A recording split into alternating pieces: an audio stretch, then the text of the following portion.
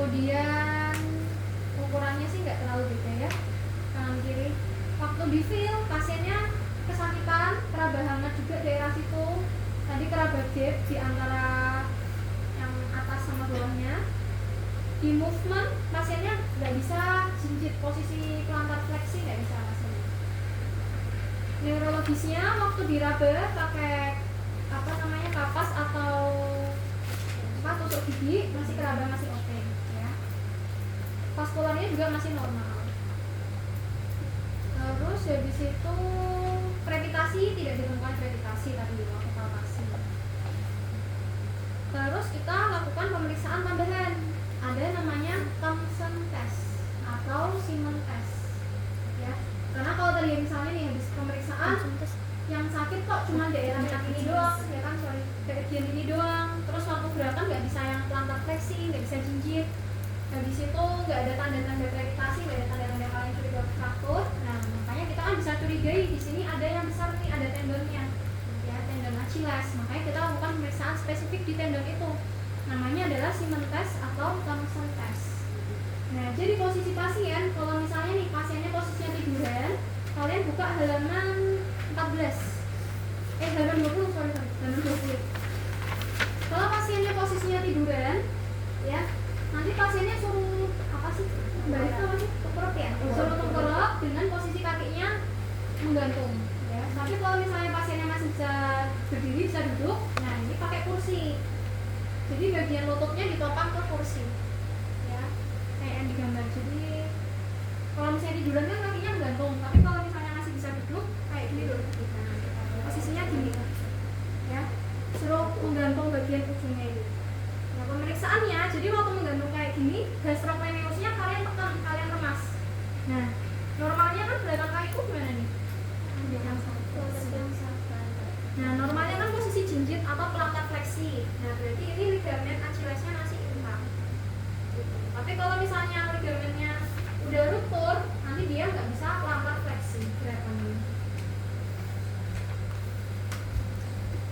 Ya, itu pemeriksaan khusus untuk tendon Achilles. Ada pemeriksaannya siapa? Ada satu lagi sih, namanya Needle O'Brien. Needle O'Brien itu tendonnya ditutup jarum, nanti kalian gerakin si telapaknya. Nah kalau misalnya jarumnya nggak ikut gerak, berarti kan ada ruptur. Tapi kalau jarumnya ikut gerak-gerak, nah berarti dia masih intak. Ini coba yang tadi itu jarang. Soalnya kalau ditusuk jarumnya masih sakit ya.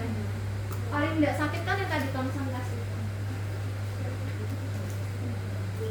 Tusuk jarum, kalau misalnya kalian gerakin pelantar fleksi, jadi pemeriksaannya ya, pemeriksaannya bikin pelantar fleksi. Kalau jarumnya ikut gerak-gerak berarti masih intak. Tapi kalau jarumnya diem aja, berarti dia udah ruptur. Namanya Needle O'Brien.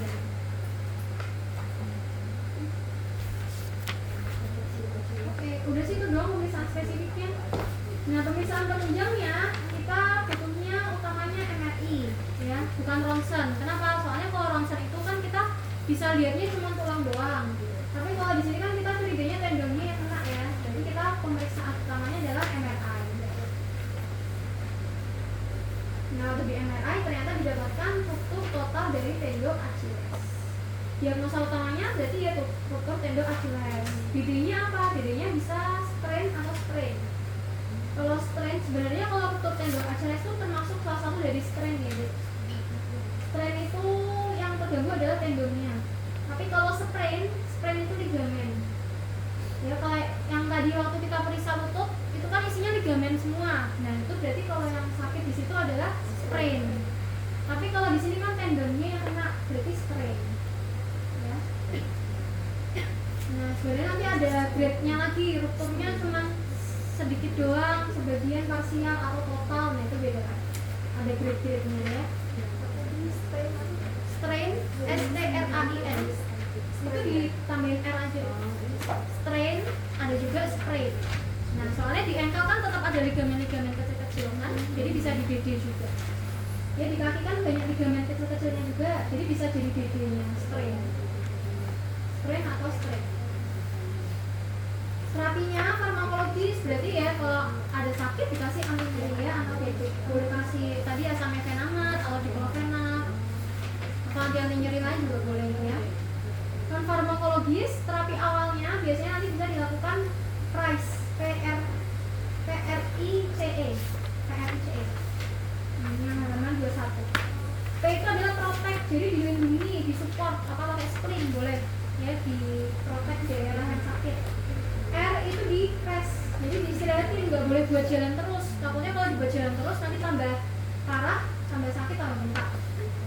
I itu adalah ice, jadi pasiennya pasiennya siapa namanya yang sakit dikompres pakai es. Nah itu dia. Jadi nanti dikompres pakai es. Nah, ini. Kayak gini biasanya ada tempat es. Ini sih yang bagus ya deh. Kamu kalau nggak ada ya pakai es aja, nanti dibungkus pakai kain, langsung ditempelin ke bagian yang sakit. Soalnya kalau langsung nempel ke es kan takutnya nanti merah ya kulitnya ya. Jadi dibungkus pakai kain biar nggak iritasi kulitnya. C itu ada kompres, jadi dibalut, dibebat. Fungsinya kenapa dibebat? Kalau dibebat kencang, otomatis nanti tidak banyak mobilitas, ya, dikompres. E itu adalah elevate, jadi posisi yang sakit ditaruh lebih tinggi dibanding badannya. Misalnya posisi tiduran, berarti ya kakinya ditopang pakai bantal atau guling. Di elevate.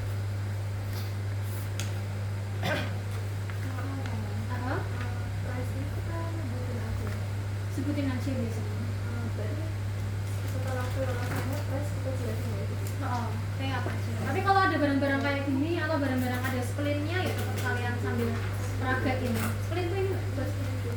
Jadi nanti kalau misalnya cedera ankle tetap dibiayai.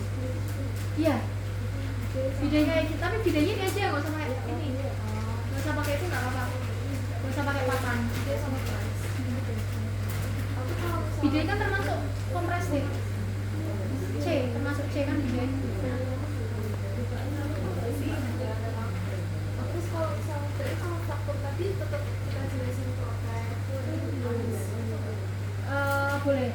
Tapi kalau fraktur enggak yang sampai press sih. Press itu biasanya cedera ligamen atau tendon. Soalnya kalau fraktur kan nggak perlu mau kasih es sebenarnya. Langsung bidai. Kalau fraktur langsung bidai. Tapi kalau yang bukan fraktur pakai price.